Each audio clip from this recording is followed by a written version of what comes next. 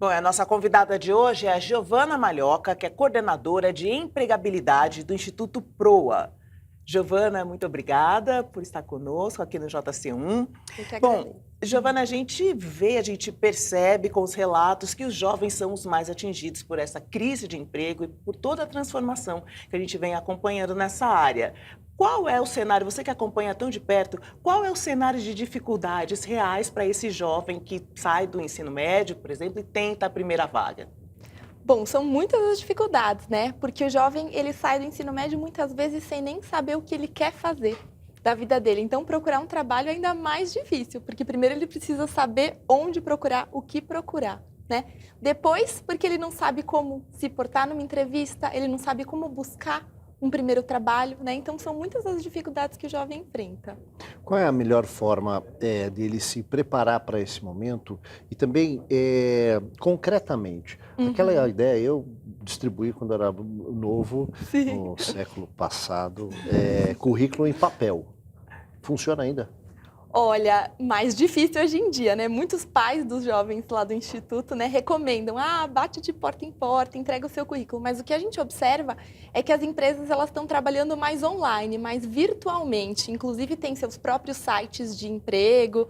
Então eu recomendo que comece tentando realmente online, virtualmente, indo atrás das empresas pelo computador. Mas eu imagino que uma das dúvidas, né, dos jovens é justamente se a empresa vai realmente observar, selecionar a partir daquela vaga que eles colocam no site, por exemplo, aquele cadastro. Isso funciona realmente? Funciona realmente. Vários jovens arrumam emprego através desses sites, né? O que é muito importante, que eu sempre falo para os nossos jovens lá do projeto, fique atento aos pré-requisitos. O que às vezes a empresa deixa de chamar é porque colocou lá inglês intermediário e você colocou inglês básico.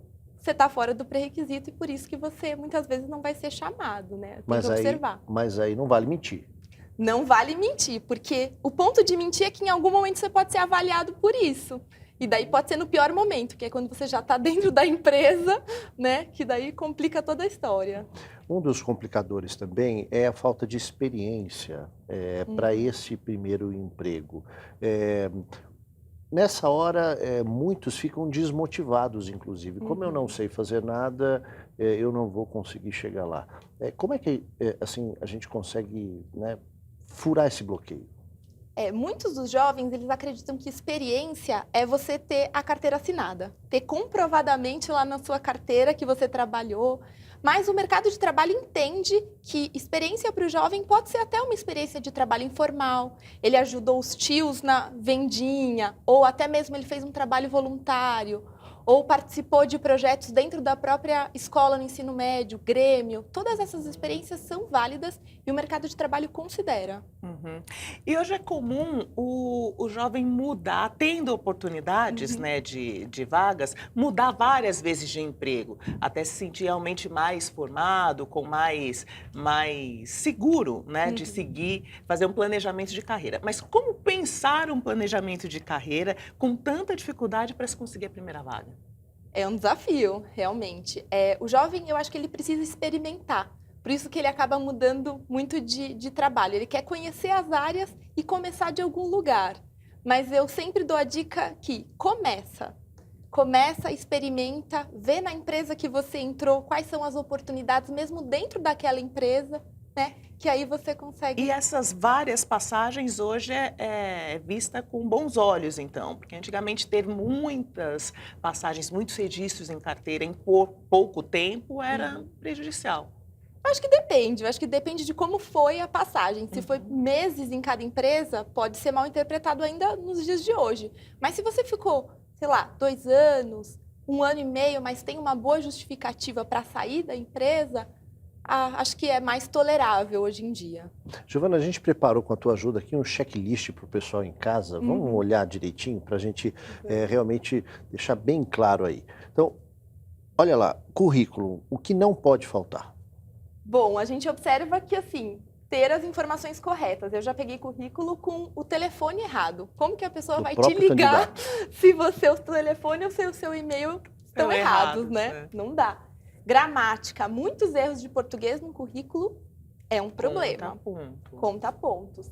Experiências informais. Às vezes o jovem entrega um currículo praticamente em branco, porque ele não inclui essas experiências informais que são tão legais e relevantes até podem ser para a vaga, né? E, por fim, experiências de voluntariado. A gente observa, principalmente falando, né, de periferia, que a gente estava trazendo o jovem da periferia, eles são muito engajados na comunidade deles. E eles esquecem de incluir isso no currículo, ou experiências do Grêmio, ou voluntariado na igreja. São experiências válidas, sim, né, que eles devem incluir. A nossa dica é que incluam. Muito bom. No dia da entrevista, vamos para a tela 4? Queria pular para a tela 4. Dia da entrevista, porque essa hora também dá um frio na barriga para qualquer candidato de primeira temida, viagem. né? Para quem já tem experiência, dá, e imagina para quem está começando. Exatamente. Bom, para amenizar um pouco a ansiedade, eu sempre falo, chegue com 15 a 30 minutos de antecedência. Porque assim, você sabe, quando é para dar errado, o ônibus quebra, tudo acontece, né? E também trace o roteiro no dia anterior, para você não correr esse risco. De né? trajeto. De trajeto, quanto tempo, né? Vou demorar. Demonstre muito interesse. Como o jovem tem pouca experiência, o que as empresas avaliam, o RH das empresas avalia, é aquele brilho no olho, aquela vontade de trabalhar na empresa, né?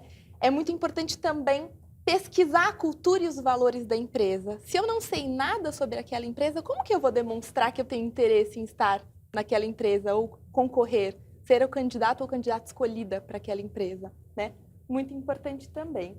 E, por fim, é porque ele gostaria de trabalhar lá. Muitos jovens não sabem responder essa pergunta, mas é muito importante ter esse processo de reflexão antes de ir para a entrevista.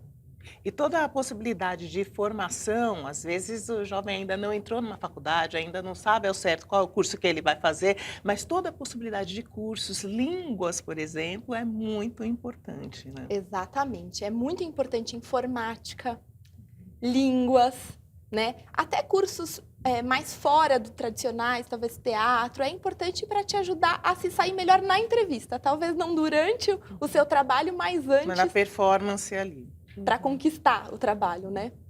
Muito bom. Giovana, obrigado, viu, pela participação aqui, pelas dicas para o pessoal em casa. Acho que serve bastante. Mercado complicado de trabalho, mas não dá para desistir, não. Sim, eu que agradeço vocês pelo convite. Obrigada, até a próxima, Obrigada. Giovana.